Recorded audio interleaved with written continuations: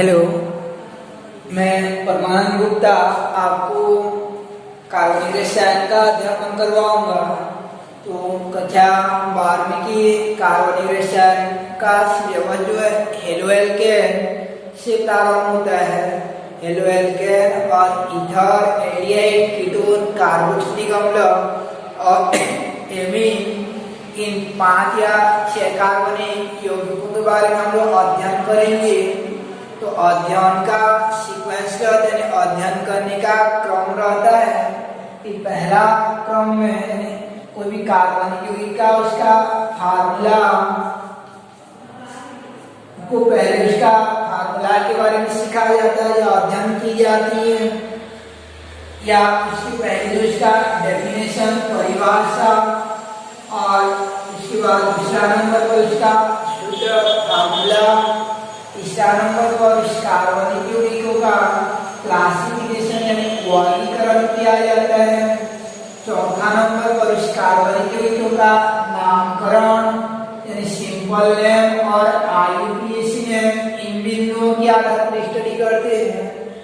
पहला परिभाषा, दूसरा सूत्र हो जाता है, और तीसरा पर वर्गीकरण, चौथा पर नामकरण, और 5वां में उसका समावयवता का अध्ययन किया जाता है। समावयवता 6वां क्रम पर मेथड ऑफ प्रिपरेशन, बनाने का विधियां, बनाने का विधि, बनाने की विधि, और बनाने की विधि में मुख्यतः जो वैज्ञानिक नाम आधारित है नेमिंग रिएक्शन है, नेम बेस पर रिएक्शन, उसको ज्यादा ध्यान दिया जाता है।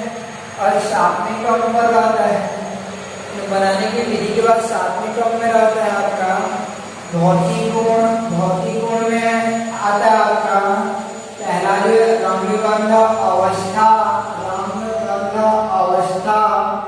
दूसरा जो है हो जाता है आपका विलयता यानी सॉल्युबिलिटी हो जाता है, और तीसरा जो है उनका boiling point and melting point होता है। मुख्यतः बॉइलिंग पॉइंट के बारे में स्टडी किया जाता है क्वथना। और 8वें क्रम पर उनका केमिकल प्रॉपर्टी यानी रासायनिक गुण, इनका अध्ययन करेंगे। और 9वें क्रम में डेली लाइफ में दैनिक जीवन में क्या उपयोगिता होता है उनको अध्ययन करेंगे। तो हमको प्रारंभ करना है सिलेबस को। हेलोएल्केन व हेलोएरिन जो है यानी प्रत्येक कार्बनिक यौगिक का 2 भाग होता है। एक होता है एलिफेटिक या अचक्रीय, और दूसरा होता है चक्रीय यानी जो बेंजीन के साथ जुड़े रहते हैं उस प्रकार का कार्बनिक यौगिक, चक्रीय कार्बनिक यौगिक। एक जो है अचक्रीय यानी साधारण कार्बनिक यौगिक। तो रही बात एलिफेटिक और एरोमेटिक किसे कहते हैं, तो ऐसे कार्बनिक यौगिक जिनको पूर्ण रूप से दहन करवाया जाए या जलाया जाए तो उनमें धुआं उत्पन्न नहीं करती हैं, यानी पूर्णतः दहन होता है उनका, वो एलिफेटिक कार्बनिक यौगिक सीधा वाले होते हैं, चैन वाले। और वे कार्बनिक यौगिक जिनका पूर्ण दहन कर नहीं होता है अर्थात जलाने पर धुआं उत्पन्न करते हैं, एरोमेटिक कहलाते हैं। एरोमा से बनता है यानी एरोमा मीन्स होता है ये धुआं जो है एक अक्षर ग्रीक एरोमा से बनता है, एरोमा मीन्स धुआं होता है। धुआं उत्पन्न करने वाले कार्बनिक यौगिक को एरोमेटिक कहते हैं। तो हमको ये चैप्टर में 2 यानी हेलोएल्केन और हेलोएरिन पॉइंट के बारे में पढ़ना है। तो हेलोएरिन जो वो एरोमेटिक वाला हो जाता है और हेलोएल्केन साधारण चैन वाला हो जाता है। पहले जो हम लोग साधारण के बारे में पढ़ेंगे यानी हेलोएल्केन के बारे में स्टडी करेंगे। देखते हैं हेलोएल्केन का स्टार्ट करते हैं हम लोग। तो हेलोएल्केन जो है यानी चैप्टर में का नाम है हेलोएल्केन व हेलोएरिन्स। तो पहले हेलोएल्केन को देखते हैं। तो ये हेलोएल्केन का डेफिनेशन क्या हो जाता है उसको देखते हैं हम लोग। तो कोई भी अचक्रीय हाइड्रोकार्बन होता है, हाइड्रोकार्बन किसे कहते हैं कि ऐसे कार्बनिक यौगिक जो केवल कार्बन और हाइड्रोजन के संयोग से बने होते हैं हाइड्रोकार्बन कहते हैं। जैसे आपका मीथेन, एथेन, ये हाइड्रोकार्बन की तरवल में आते हैं। तो इनको हाइड्रोकार्बन का जनरल फार्मूला होता है यानी CN H2n+2 हो जाता है। ये हाइड्रोकार्बन के अंतर्गत एल्केन का फार्मूला होता है। तो हेलो एल्केन किसे कहेंगे? ऐसा एलिफेटिक हाइड्रोकार्बन रहेगा, यानी एलिफेटिक हाइड्रोकार्बन जैसे एल्केन के हाइड्रोजन, एक हाइड्रोजन को हटा देंगे, CnH2n+2 है, तो एक हाइड्रोजन को यहाँ से निकाल देते हैं, तो क्या बचेगा आपका? CnH2n+1 हो जाता है, CnH2n+1 हो जाता है। और उसके साथ H को हटाकर कोई हेलोजन परिवार के सदस्य को जोड़ देते हैं, यानी हेलो परिवार के कोई सदस्य को ऐड कर देते हैं। तो हेलोजन समूह के कोई सदस्य को जोड़ देंगे तो इस सिंगल बॉन्ड द्वारा जुड़ जाता है ये हाइड्रोकार्बन का बचा हुआ सिरा से। तो इस प्रकार बनने वाला कार्बनिक यौगिक को हेलो एल्केन कहा जाता है। और हेलो एल्केन का फार्मूला हो जाता है CnH2n+1 और सिंगल बॉन्ड H या इतना को R कहा जाता है। CnH2n+1 को R कहते हैं, यानी एल्किल कहा जाता है। CnH2n+1 को R या एल्किल कहते हैं।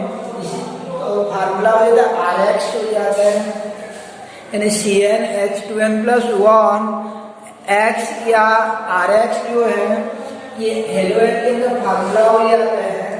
तो पहले क्या देखना हमको? परिभाषा। तो हेलो एल्केन का डेफिनेशन क्या हो जाएगा आपका कि एलिफेटिक हाइड्रोकार्बन जैसे एल्केन के हाइड्रोजन का प्रतिस्थापन हेलोजन समूह द्वारा कराने पर बनने वाले कार्बनिक यौगिक को हेलो एल्केन कहते हैं। कि एलिफेटिक हाइड्रोकार्बन के हाइड्रोजन का विस्थापन हेलोजन समूह द्वारा कराने पर बनने वाला कार्बनिक यौगिक को हेलो एल्केन कहते हैं। तो ये हेलो एल्केन हो जाता है। इस प्रकार स्टार्टिंग में डेफिनेशन हो जाएगा आपका कि डेफिनेशन हेलो एल्केन का, यानी एलिफेटिक जो हाइड्रोकार्बन रहता है, एलिफेटिक हाइड्रोकार्बन के हाइड्रोजन का प्रतिस्थापन हेलोजन समूह द्वारा कराने पर बनने वाला कार्बनिक यौगिक को, यानी एलिफेटिक हाइड्रोकार्बन के हाइड्रोजन का प्रतिस्थापन हेलोजन समूह द्वारा कराने पर बनने वाला कार्बनिक यौगिक को हेलो एल्केन कहते हैं। इसका सूत्र हो जाता है CnH2n+1X या RX। और ये बनता कैसे है कि हाइड्रोजन का प्रतिस्थापन करेंगे हेलो समूह द्वारा, तो बनने वाला कार्बनिक यौगिक को हेलो एल्केन कहा जाता है। बनने वाला कार्बनिक यौगिक को हेलो एल्केन कहते हैं। अब जैसे एग्जाम्पल देख लेते हैं हम लोग कि इसका एग्जाम्पल जैसे ये हाइड्रोकार्बन के में जैसे CH4 लेते हैं, तो यहाँ से क्या करना है हमको कि हाइड्रोजन को हटाना है और वहाँ पे हेलो समूह में क्लोरीन, क्लोरीन, ब्रोमीन, आयोडीन का कोई ग्रुप को डालना है। तो इसी स्थिति में ये हेलो समूह जो है वो परमाणुीय अवस्था में नहीं रहते, आणविक अवस्था में रहते हैं। X2 फॉर्म में पाए जाते हैं, Cl2, Br2, I2 in form में पाए जाते हैं। तो इनको हटाने के लिए, यानी हाइड्रोजन को हटाने के लिए और हेलो समूह को जोड़ने के लिए Br2 का जैसे अभिक्रिया करवा देते हैं। तो एक तो Br क्या करता है, यहाँ की एक H को लेकर HBr के रूप में बाहर निकल जाएगा और दूसरा Br जो है ये बचा हुआ CH3 के साथ जुड़ जाता है, बचा हुआ हाइड्रोकार्बन Cr के साथ जुड़ जाता है और हेलो कंपाउंड बना लेता है, हेलो एल्केन बना लेता है। इस प्रकार से एलिफेटिक हाइड्रोकार्बन के हाइड्रोजन का प्रतिस्थापन हेलोजन समूह द्वारा कराने पर बनने वाला कार्बनिक यौगिक को हेलो एल्केन कहते हैं। तो ये था आपका डेफिनेशन एंड फार्मूला। उसके बाद नेक्स्ट में देखते हैं हम लोग क्लासिफिकेशन, वर्गीकरण। तीसरा बिंदु है आपका वर्गीकरण, क्लासिफिकेशन कैसे करेंगे। तो वर्गीकरण यानी क्लासिफिकेशन कैसे करेंगे? तो वर्गीकरण में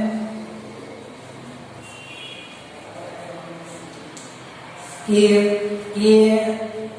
वर्गीकरण में आपका हेलो कंपाउंड को यानी हेलो एल्केन को दो भागों में डिवाइड किया गया है। हेलो एल्केन को दो भागों में बांटा गया है। एक होता है आपका मोनो हेलो एल्केन और दूसरा होता है पॉली हेलो एल्केन हो जाता है, यानी मोनो हेलो एल्केन हो जाता है, यानी मोनो हेलो एल्केन हो जाता है और दूसरा वाला पॉली हेलो एल्केन हो जाता है, पॉली हेलो एल्केन हो जाता है। तो रही बात मोनो हेलो एल्केन किसे कहेंगे? तो याद रखे रहना जिसमें केवल एक ही दो यानी हेलोजन समूह जुड़ा रहेगा, जैसे आपका Cl Br एक ही तो जुड़ा रहेगा तो उसे मोनो हेलो एल्केन कहेंगे, और जिसमें एक से अधिक जुड़ा रहेगा उसको पॉली हेलो एल्केन कहते हैं। अब मोनो हेलो एल्केन को फिर तीन भागों में बांटा गया है, यानी मोनो हेलो एल्केन को फिर तीन भागों में बांटा गया है, जिनमें से पहला होता है आपका यानी मोनो हेलो एल्केन को फिर तीन भागों में बांटा गया है, जिनमें से आपका पहला होता है ये मोनो हेलो एल्केन का। जैसे एग्जांपल लेंगे हम लोग तो मोनो हेलो एल्केन का एग्जांपल जैसे हो जाएगा आपका, इसमें केवल एक ही दो Cl या Br है, जैसे CH3Cl या C2H5Cl या Br एक ही दो रहेगा उसे मोनो हेलो एल्केन कहेंगे। इसमें एक से अधिक रहेगा उसको पॉली हेलो एल्केन कहेंगे। तो मोनो हेलो एल्केन को ऑर्गेन्स थ्री टाइप में डिवाइड किया गया है, प्राइमरी, सेकेंडरी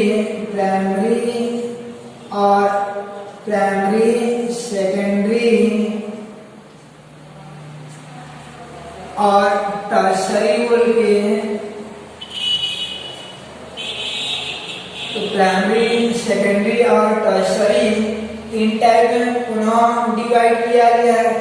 प्राइमरी में 1 डिग्री कहा जाता है, सेकेंडरी में 2 डिग्री और टर्शरी में 3 डिग्री, यानी फिर से इसको तीन भागों में डिवाइड किया गया है।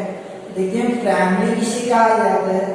तो याद रखिएगा ना एक क्रियात्मक समूह, जैसे हेलोजन है Cl Br कोई भी रहेगा तो ये क्रियात्मक समूह जिस कार्बन से जुड़ा हुआ है वो केवल एक ही एल्किल ग्रुप से जुड़ा रहेगा, यानी केवल एक ही एल्किल ग्रुप से जुड़ा रहेगा और सेम तरफ हाइड्रोजन रहेगा।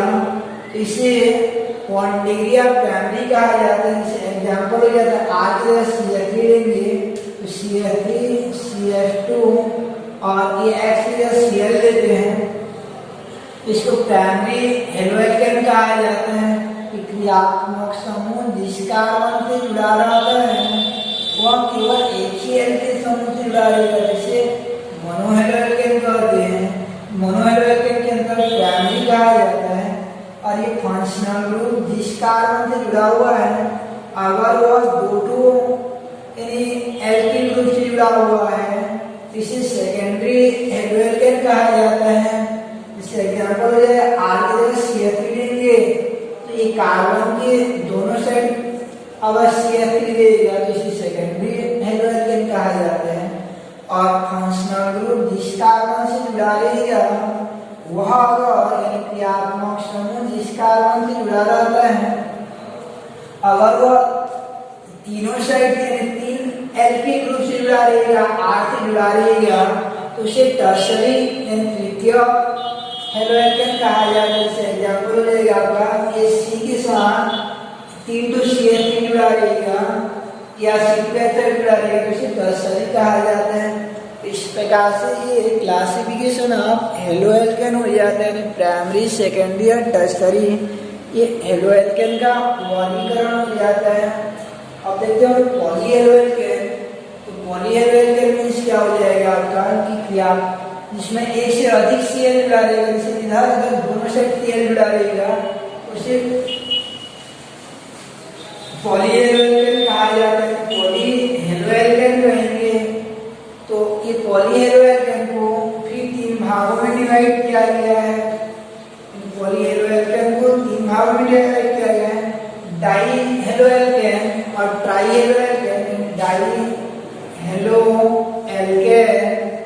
और tri halo alkane, tri halo alkane और tetra halo alkane, tetra halo alkene.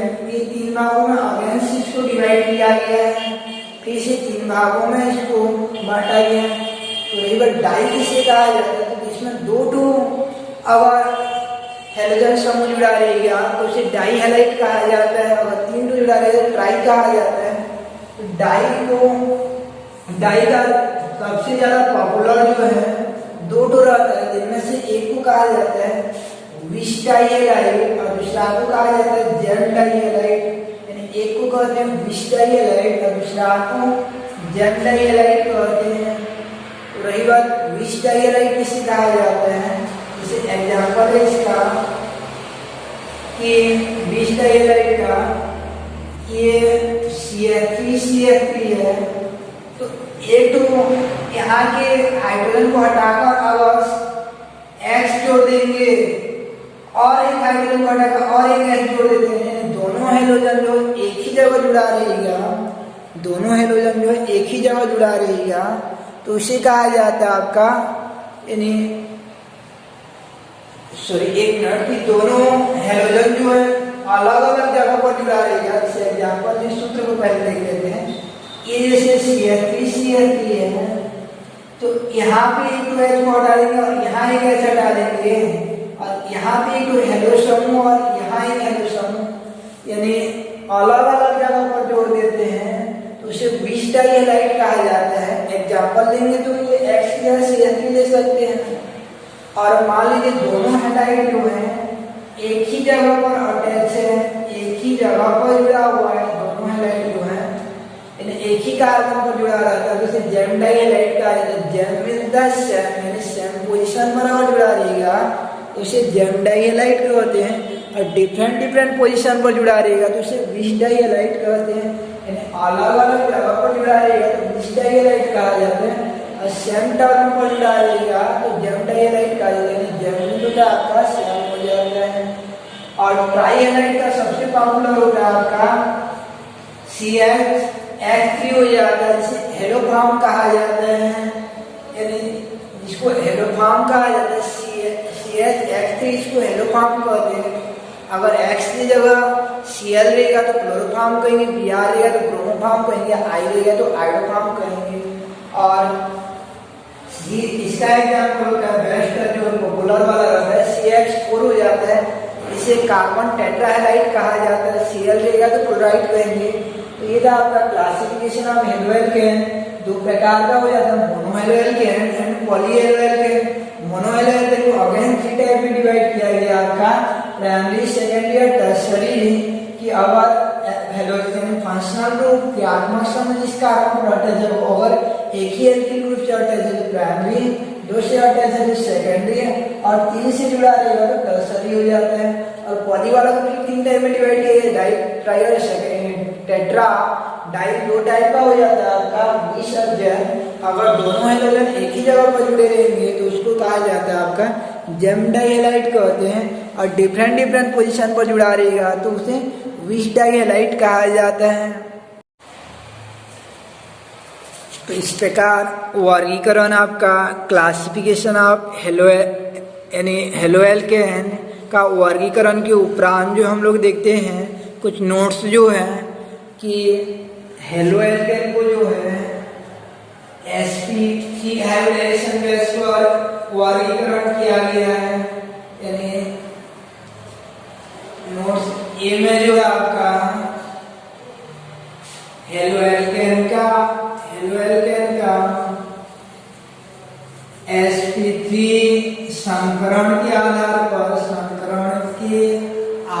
पर वर्गीकरण, यानी on the base of sp2 hybridization, यानी classification of halo alkane on the base of sp3 hybridization, यानी sp3 हाइब्रिडाइजेशन बेस पर वर्गीकरण। तो इस आधार पर 3 टाइप का होता है, जिनमें से एक को कहते हैं एल्किल हैलाइड, यानी 3 टाइप का होता है, जिनमें से एक को कहा जाता है एल्किल हैलाइड, दूसरा को कहते हैं एलाइल हैलाइड या एलिल हैलाइड।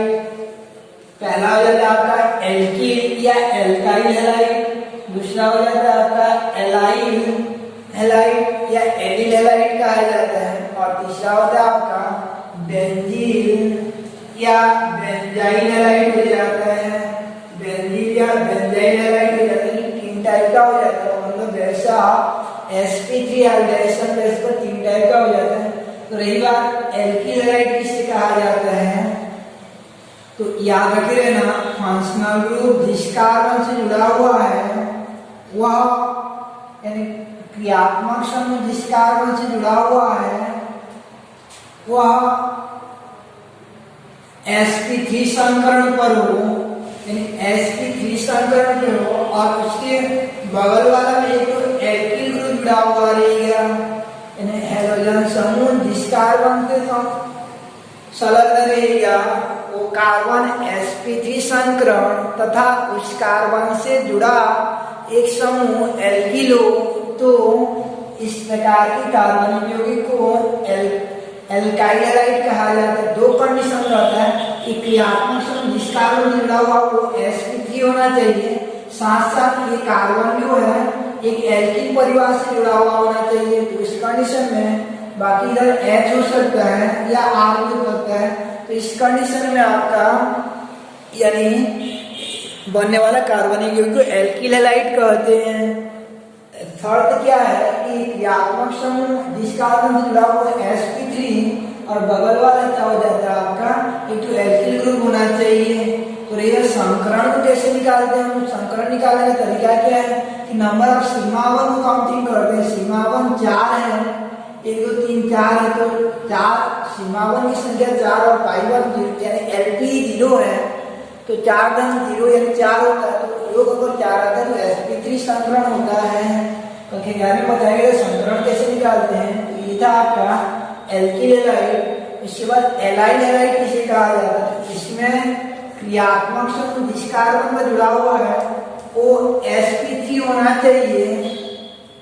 क्रियात्मक समूह जिस कार्बन पर जुड़ा हुआ है वो sp3 होना चाहिए, साथ साथ उसका बगल वाला कार्बन sp2 होना चाहिए, यानी बगल वाला कार्बन जो है sp2 होना चाहिए, अर्थात ये डबल बॉन्ड वाला होना चाहिए। डबल बॉन्ड के साथ इधर कार्बन से जुड़ा रहता है, तो यहाँ पे कार्बन की सांद्रता कंप्लीट करने के लिए H डाल देते हैं। शर्त क्या रहता है कि क्रियात्मक समूह जिस कार्बन से जुड़ा हुआ है वो sp3 और उसके बगल वाला क्या होना चाहिए sp2 होना चाहिए। तो इसे कहा जाता है आपका एलाइल हैलाइड कहा जाता है। यानी कुल मिलाकर याद रखना CH2 डबल बॉन्ड Cl फिर CH2 Cl को यानी X को हैलाइड एल्किल हैलाइड का एल्किल हैलाइड कहा जाता है, एलिल हैलाइड कहा जाता है। और ये ग्रुप को एलिल ग्रुप या एलाइल ग्रुप कहते हैं कि CH2 डबल बॉन्ड CH और सिंगल बॉन्ड CH2 उसके साथ जो Cl या Br यानी X जुड़ा रहेगा, तो ऐसा समूह को एलाइल हैलाइड कहते हैं। कि क्रियात्मक समूह जिस कार्बन से जुड़ा हुआ रहेगा वो sp3 होना चाहिए और उसके साइड वाला जो sp2 यानी sp2 के साथ कार्बन से जुड़ा रहना चाहिए और सीधा श्रृंखला के रूप में जुड़ा रहना चाहिए। इसके बाद देखिए हम लोग बेंजीन क्लोराइड किसे कहा जाता है, बेंजीन किसे कहते हैं, तो बेंजीन रिंग रहेगा और याद रखिएगा बेंजीन रिंग में अगर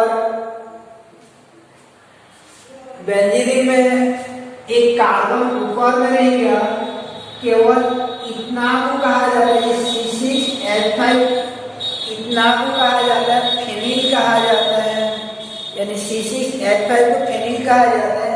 लेकिन इसके ऊपर अगर और एक कार्बन आ जाता है तो इसे बेंज से स्टार्ट किया जाता है, बेंजीन से स्टार्ट किया जाता है। अगर इसके ऊपर कार्बन जो है 3 ठो सिंगल बॉन्ड से जुड़ा रहेगा, चलो देखते हैं बेंजीन क्लोराइड। तो इसमें बेंजीन क्लोराइड में आपका यानी